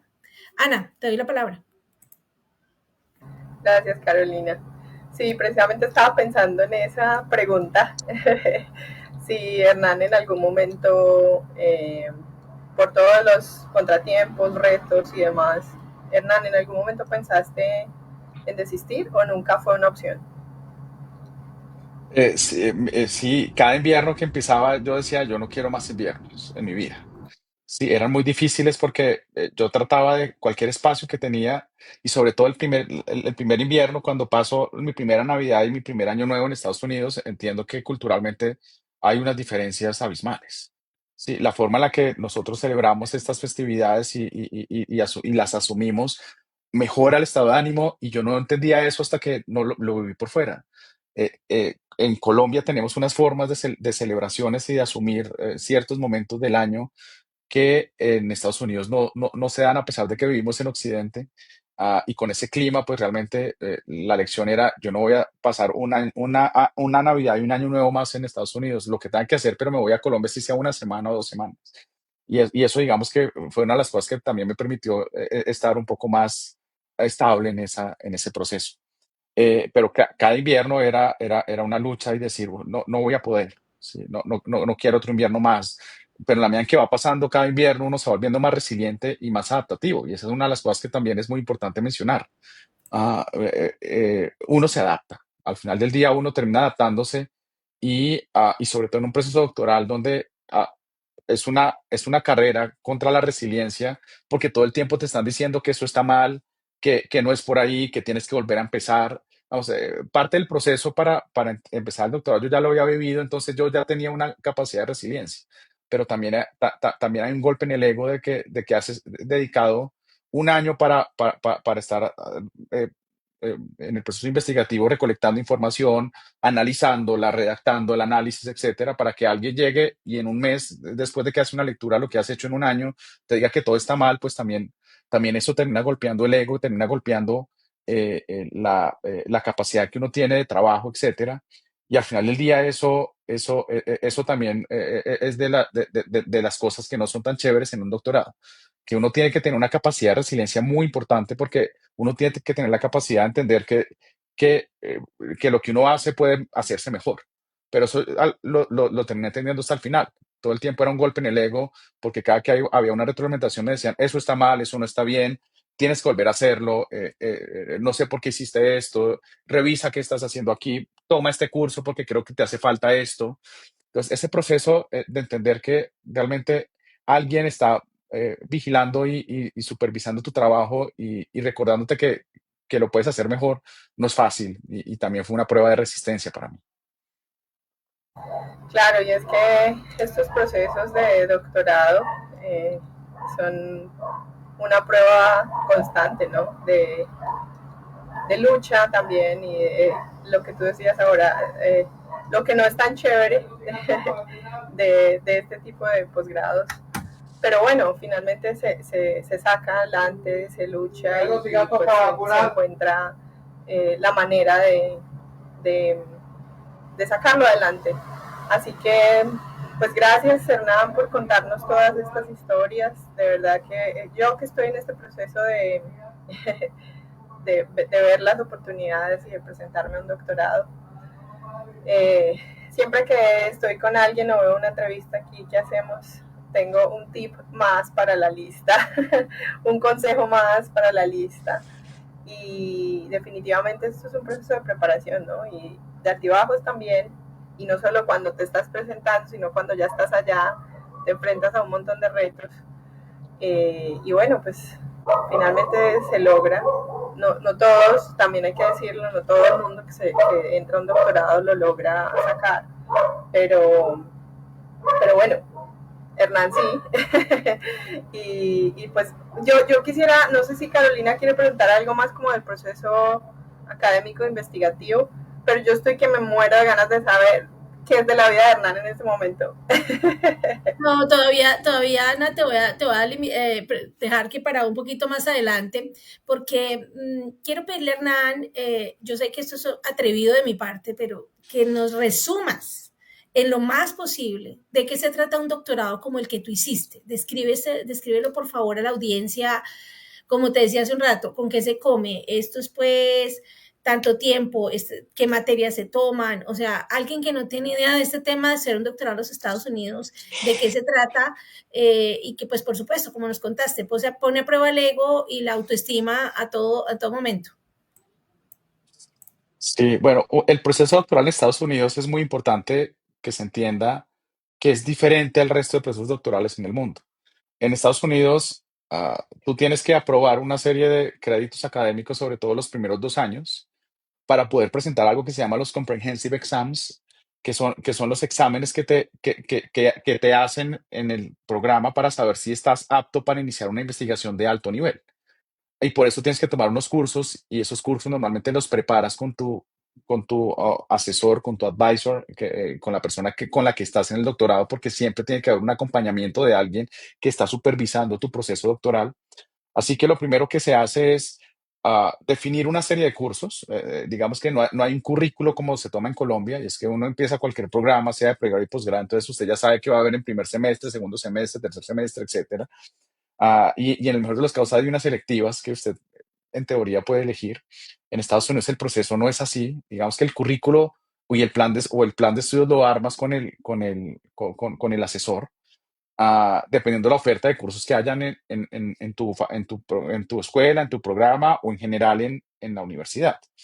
Así que este es un proceso muy importante porque en la medida que tú vas avanzando, el comité doctoral y tu asesor se van dando cuenta cuáles son tus fortalezas, pero también cuáles pueden ser tus oportunidades de mejora y entonces te van recomendando, mira, en tu plan de estudios te recomiendo que tomes un curso de estadística avanzada, que tomes un curso de política forestal, que tomes un curso de investigación cualitativa, etcétera, por poner algunos ejemplos, porque casi que van haciendo eh, unos cursos a la medida de lo que quiere y en coherencia con la propuesta doctoral o con la propuesta de investigación que tienes. En eso se te van los primeros 2 años, 2 años y medio. Casi que no estás dedicado a nada más sino lo que uno debes hacer es aprobar esos cursos y una vez apruebes esos cursos, te hacen unos exámenes que además son muy rigurosos. En mi caso fueron 3 días de exámenes escritos. Cada día me enviaban las preguntas y yo tenía un día para enviar la respuesta, tenía un día de descanso, etcétera. Así fueron 3 días y después una sustentación oral para pasar los comprehensive exams. Pero luego de que lo pasas, te vuelves candidato a doctor. Una vez te vuelves candidato a doctor, entonces en teoría ya tienes las capacidades y habilidades mínimas para poder desarrollar una investigación a nivel doctoral. Y es donde empieza, digamos, la parte más interesante, porque es donde empiezas ya a desarrollar tu propuesta doctoral. Hasta los 2 primeros años solamente tienes una idea y para desarrollar esa idea, más o menos te proponen cuál es el camino, tomando algunos cursos. Pero luego de ese segundo año empieza ya el camino doctoral. Y es, bueno, ya que definimos y ya aprueba uno el examen, el comprehensive exam, una vez ya tienes esas competencias, ahora sí, desarrolla tu propuesta doctoral. Y en esa propuesta doctoral, claramente al menos tienes que tardar unos 2 años, ¿no? Desarrollando, definiendo la metodología, definiendo cuáles van a ser los instrumentos, haciendo las pruebas, los experimentos, etcétera. Luego escribiendo los resultados de los experimentos, haciendo el análisis de los resultados frente a cómo está la frontera de la ciencia, etcétera. Así que en eso se resume un doctorado en Estados Unidos. Es tomar unos cursos para poder pasar un examen, y luego que pases ese examen ya puedes desarrollar tu propuesta doctoral. En mi caso, perdóname, pasa. No sé si Carolina, Adelante, creo que ibas. adelante. Qué pena que te estaba tratando de interrumpir, sí, por favor. No, si es necesario que me interrumpa, yo no tengo problema. Bueno, porque quería preguntarte un poco si nos podías contar sobre tú en qué te especializaste, digamos, el doctorado, como tú lo mencionabas, te invita a que cada vez avanzas con mucho más detalle y énfasis en ciertos tópicos en tu Ujú. doctorado. Ya no eres un generalista, sino que ya te vas a especializar. Cuéntanos un poquito, en tu caso, en qué te especializaste dentro de tu programa.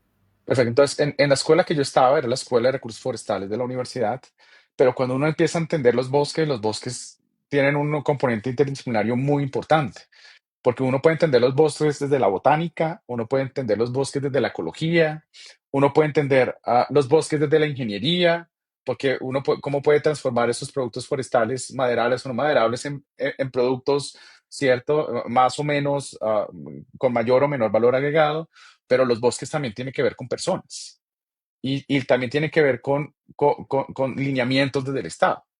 Entonces, entender los bosques requiere entender también que los bosques se pueden analizar de diferentes ángulos. El ángulo desde el que yo no lo analicé fue entender cómo se relacionan los bosques con las personas y cómo el Estado regula esa relación entre los bosques y las personas. Eso fue un poco a lo que yo me concentré en el estudio doctoral en University of Maine. Entender cómo las personas y los bosques interactúan, cómo esta interacción entre las personas y los bosques puede afectar en la salud de los bosques y el bienestar de las personas, y cómo el Estado puede regular esa relación entre los bosques y las personas. Particularmente mi propuesta doctoral se focalizó en la Amazonía colombiana, en entender cómo podemos definir proyectos de conservación en áreas de alta nivel de deforestación en la Amazonía colombiana para mejorar no solamente la calidad de vida de las personas, sino reducir los niveles de deforestación en esas áreas en Colombia, particularmente en esa área del sur del Meta y del norte del Caquetá, que fue donde concentré mi atención. Entender cómo las personas interactúan con las políticas que se definen sobre los bosques y cómo esa interacción entre las políticas y las personas afectan la deforestación en la Amazonía. Así puedo resumir mi proyecto de investigación. Valiosísimo porque fíjate que también aclaras algo que creo que es una duda que nos han comentado dentro de la audiencia, y es que yo me voy a Estados Unidos a hacer una investigación y solamente me tengo que enfocar en temas de Estados Unidos.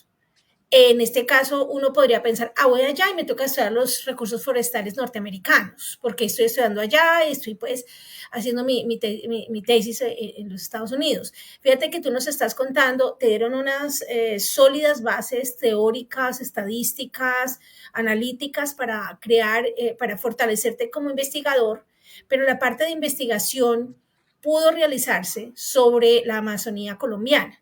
Así Entonces, es. hay una libertad académica que me parece valioso resaltar en este tema, que es un mito, como tú lo decías un poco al inicio, ¿no? Llego con esos mitos, esas creencias, y es que no necesariamente puedo ir allá y estudiar la Amazonía, pero eso implicó que entonces tuviste que viajar mientras hacías estos estudios doctorales a Colombia, ida y vuelta.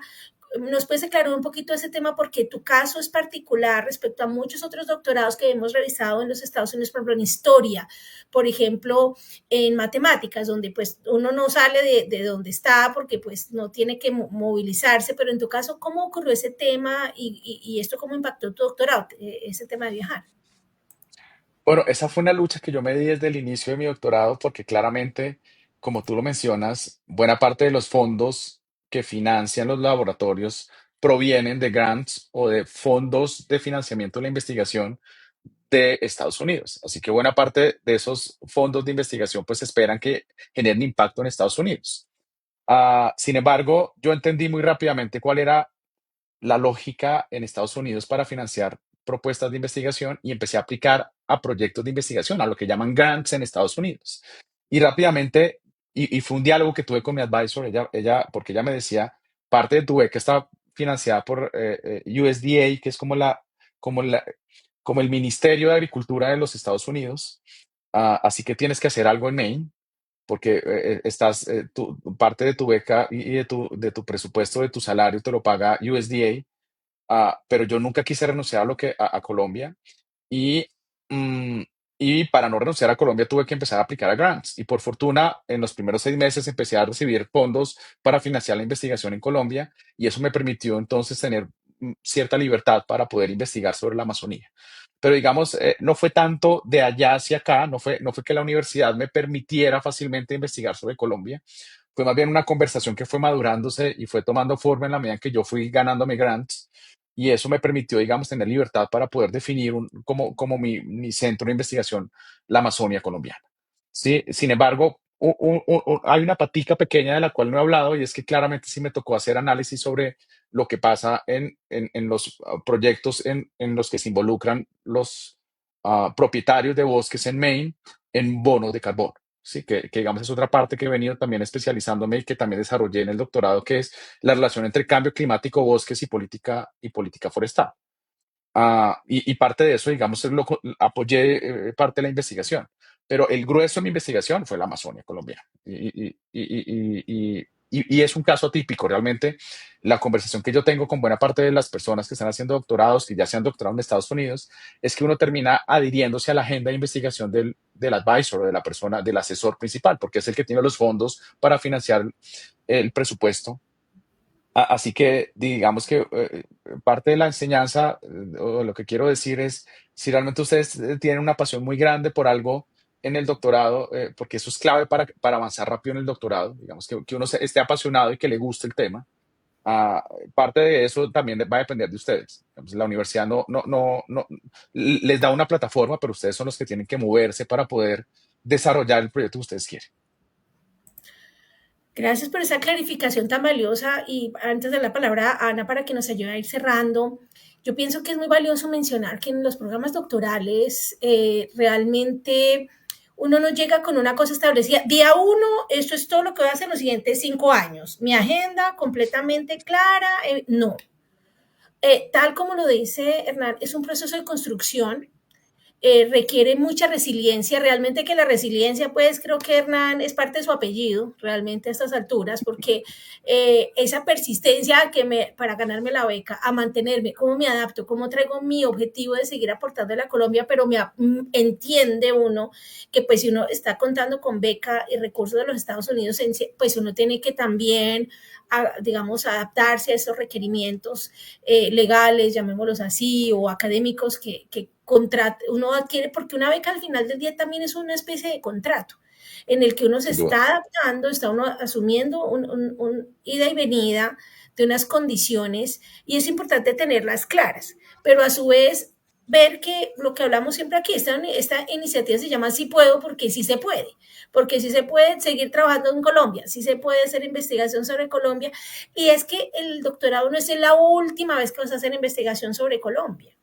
es donde te preparas y si no la puedes lograr después del doctorado con seguridad que eso va a ser así. Así que excelente momento para la palabra Ana para que te haga la pregunta que ahora ella sí quería hacer. y bueno, sí, definitivamente yo hace rato, pues está muy interesante todo esto que nos está contando Hernán, definitivamente fue un proceso de muchos altibajos, pero resiliencia, estoy de acuerdo que puede ser, hace parte del apellido de Hernán, pero además fue muy perseverante, Hernán. Definitivamente hace parte de ti, de tu personalidad, de lo que has logrado, incluso de seguir con el objetivo de conseguir fondos, recursos para estudiar la Amazonía colombiana. Entonces, perfecto, maravilloso. Te felicito también y pues muchas gracias por querer seguir conectado con los problemas que aquejan a Colombia y que quieras resolverlos a partir de tus investigaciones. Y ahora sí, Hernán, cuéntanos en qué andas ahora, qué estás haciendo, qué es del Hernán actual. Bueno, ahora mismo estoy en varias cosas.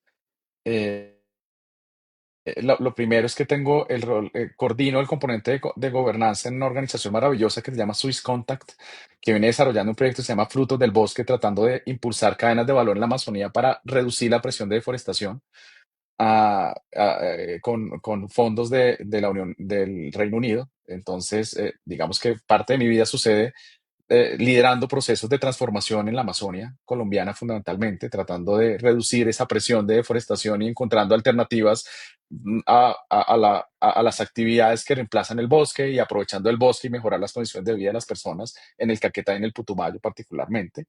Pero también esa otra parte también sucede en la academia. Soy profesor en la Universidad Católica de Colombia, en la Facultad de Economía, de Ciencias Económicas y Administrativas, en donde también lidero una investigación sobre un observatorio. Estoy liderando un observatorio de política forestal, y estamos tratando de consolidarlo ahí en la universidad y lidero algunas cátedras en pregrado de economía forestal y ambiental y evaluación ambiental de proyectos. Y sigo colaborando con algunas comunidades en temas de asesoramiento en litigio estratégico para poder contribuir también un poco en esa defensa del territorio desde la perspectiva de las comunidades. Gracias, Hernán. Pues qué grandes capacidades has adquirido en todo este proceso académico que tuviste. Y pues qué bueno que estés aquí en Colombia aportando, enseñando. Me encanta que estés en la academia transmitiendo lo que has aprendido. Seguramente lo haces muy bien. Yo creo que tienes el don de transmitir, de enseñar. Y pues nada, a mí no me queda más que agradecerte por este espacio. Incluso yo aprendí en esta hora y media de tu experiencia de vida, me dejas un montón de enseñanzas y seguramente eso haces día a día con las personas que trabajas, con las que lideras, a las que enseñas. Así que pues gracias por estar aquí, gracias por aceptar nuestra invitación, por contarnos tu historia y qué bueno que estés aquí en Colombia nuevamente.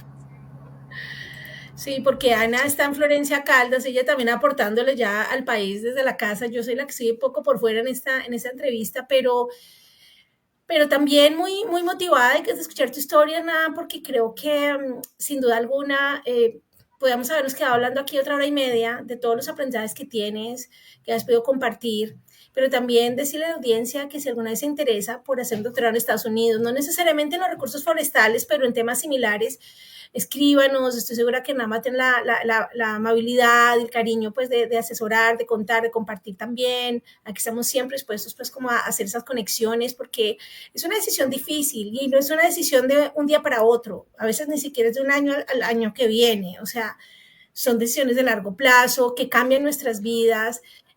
Con el resumen de lo que hemos visto aquí, Hernán, en toda su idea de hacer un doctorado, estudiar, ganarse la beca Fulbright, de estudiarla, fue una década porque un doctorado dura 5 años, es una inversión de vida, es un tiempo maravilloso que también requiere, y uno en ese tiempo también está formando familia o está ayudando en la casa, o se está formando como profesional, hay muchos procesos paralelos y a veces no nos damos cuenta, pero es posible lograrlo, porque la primera razón, nuestra razón de existir en esta iniciativa, en estas iniciativas de volver conciencia, de si puedo, es un poco decirles a ustedes, vea, no se digan no, que la primera palabra no sea no. Si la primera palabra es sí, si nos damos la posibilidad del sí, lo lograremos. Quitémonos esos paradigmas de es que yo qué voy a poder estudiar si es que yo no sé inglés, es que yo soy del campo, es que yo estoy en una universidad pública. No, nada, esos mitos, chao, tirados a la calle, a la basura, porque realmente son cosas que nos estamos poniendo acá. Aquí estamos en el mundo, Colombia la estamos transformando para que se convierta en un lugar de posibilidades. Y a veces lo que pasa es que tenemos todo, el talento, las herramientas, las ganas, pero a veces no creemos en nosotros mismos, en otras mismas. Y eso es lo que quiero que Hernán nos deje como último mensaje. ¿Cuál es el mensaje? Un poco haciéndote una pregunta que sé que ya respondiste un poco antes, pero porque tuvimos un problema con el audio, el video anterior que grabamos con Hernán. Y es, ¿qué te hubiera gustado escuchar en esos momentos en que estabas de pronto aplicando a la beca o estabas en el pregrado, y todo lo que has hecho, todo lo que has logrado y todo lo que viene para ti todavía, ¿qué te hubiera gustado escuchar y que quieres transmitirlo a la audiencia como esa recomendación final, ese consejo para los que están en el camino de pronto seguir tus pasos? Bueno, lo primero es que a mí me hubiera encantado encontrar una persona que hubiera tenido tantas dificultades como tuve yo en mi proceso y decir, si Hernán lo pudo hacer, yo también lo puedo hacer. Estoy seguro que yo siempre confieso que he tenido mil dificultades con el tema de los idiomas y con perseverancia y paso a paso, poco a poco, con mejoras graduales, pequeñas, pero continuas, se puede lograr. Las becas siempre se pueden lograr. Seguramente el, la respuesta más común cuando uno empieza a postularse a becas, a postularse a programas, lamentamos informarle que esa es la respuesta más Me haces probable que reír. ustedes van a recibir, ¿cierto? Por favor. Así que acostúmbrese a recibir esas respuestas, pero probabilísticamente en algún punto alguien les va a decir que sí. No pierdan nunca la fe y perseveren, porque realmente la respuesta más probable, reitero, es que no los van a admitir no se van a ganar una beca, no los van a admitir en un programa, no se van a ganar un empleo, pero la probabilidad de que la siguiente oportunidad a la que ustedes se postulen es mayor si ustedes se postulan a si no se postulan. Así que acostúmbrese a recibir un no por respuesta, y no solamente en la vida académica y profesional, sino en general. El no y perder es lo más común, pero prepárense que en algún momento van a tener que ganar, porque la vida tiene esa linda forma de compensar todo lo que uno hace, y la perseverancia sin duda es el camino. Lo segundo es que tracen un camino. Digamos que en mi caso, nada ha sido casualidad. Siempre he tratado de trazar un camino y he tratado de ser consistente en ese camino. Claro, el camino uno lo va cambiando porque hay circunstancias de la vida que lo obligan a uno a ir cambiando. Pero en general, si uno tiene trazado un camino, no importa si la primera ruta que usaste para llegar a ese resultado que quieres llegar no funcionó, no importa que tengas que regresarte a buscar otra vía, búscala. Al final del día, si tienes claro cuál es la meta o a dónde quieres llegar, pues busca los caminos. En algún punto vas a encontrar el camino correcto y vas a llegar a la meta. Eso es un poco lo que yo podría decirles y compartir desde mi experiencia. Wow, pues no, me has rellenado de energía, recargado, porque a veces ni creas, yo también pues estaba ahí en el camino, a veces quiero botar la toalla, ¿no? También en el mundo laboral, en Es, esta es actividad que igual. realizo, es lo mismo, o sea, hay días en que, ustedes saben, ustedes me han escuchado mis dramas, a veces no encuentro invitados para el programa, a veces la gente, sí, claro, cuenta conmigo, y no aparece, no, o sea, a veces hemos pedido ayudas, entidades nos han cerrado la puerta en la cara, nos han dicho que no, y aquí seguimos, aquí estamos dándole, porque queremos, si convencemos a una sola persona de que es posible, de que te llama la atención este tema y que es bueno, este programa me ha enseñado que soy capaz, que puedo hacerlo, me tengo que meter y sé que van a haber retos, pero lo va a lograr. hemos logrado mucho, porque aportarle a Colombia es en sí un reto, ¿cierto? Todos conocemos la mentalidad general, a veces de que pues, todo sea rápido, la ganancia rápida, para que me ponga a estudiar, mejor hago tal otra. Pero es que algunos de nosotros soñamos con eso, la educación es parte de nuestros sueños, parte de ese camino que queremos recorrer y la forma en que aportamos a nuestras familias, a nosotros mismos, a nuestras comunidades y en el caso de Hernán, a nuestros a nuestro ambiente, a nuestro medio ambiente, a nuestro planeta, a nuestra Amazonía tan linda. Gracias, Hernán, por todo lo que haces. Pues voy a ponerlos aquí para que nos despidamos. Gracias por estar aquí el día de hoy en este programa tan lindo. Espero que no sea la última vez que nos veamos, Hernán, acá, que vuelvas, que nos cuentes más historias y Seguro que que nos no. inspires Muchas nuevamente. gracias por la invitación. Ana, gracias por estar Muchas aquí. gracias por Nos la vemos. invitación y espero que... Sigue, sigue adelante. Se trabó aquí, creo que la conexión, pero bueno, Ana, No, gracias. que, Ya, ahora sí volviste, estaba un poquito perdida la conexión, adelante. no, que muchas gracias por la invitación y seguro seguiré viendo todos sus programas que me parecen todos muy inspiradores.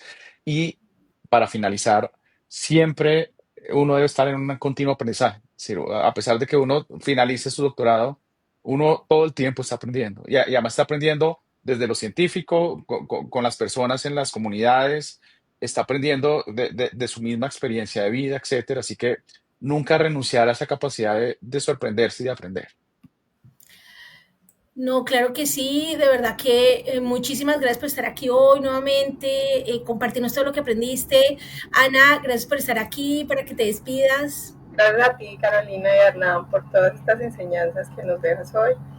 Soy yo hoy aprendiendo un poquito más de todos ustedes. Muchas gracias por el espacio. Esperamos que Ana pronto se decida por el doctorado. Sí, sí, sí, la tenemos ya convencida con todos estos episodios. Bueno, y ustedes, gracias por estar con nosotros. Nos vemos en el próximo programa en agosto. Vamos a seguir, como siempre, mensualmente. Y también estamos pensando en algún programa en el que hagamos comparando programas doctorales entre diferentes continentes, en diferentes locaciones, para hacer un poquito un paralelo. Así que les estaré avisando cuando esos programas van a existir para que solucionemos dudas. ¿Qué tan diferente es hacer un doctorado en Europa que en Estados Unidos o en México en comparación a Colombia? Vamos a trabajar sobre esos temas y traerlos para que aprendamos también mucho más sobre estos detalles, esas pequeñas diferencias entre programas doctorales. Bueno, un abrazo, chao, hasta la próxima.